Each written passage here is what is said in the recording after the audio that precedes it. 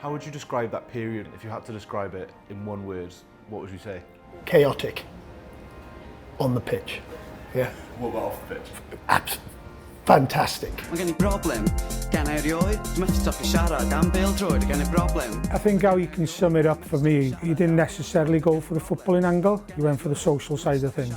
We used to go away to away matches for a whole week and we wouldn't even discuss the football. People didn't wear replica shirts, they didn't sing the anthem. That's the way it was back then, you know. Come on, Cymru gyd, There was a point where we used to sing, especially on away trips, we'll never qualify, we'll never qualify. We'll never qualify. Because we never did we? Footballing wise, we were getting hammered most of the time. I remember going to one game in the 90s, so we won and we hadn't won for so long, and everyone was singing Jingle Bells, or fun is to see Wales win the way.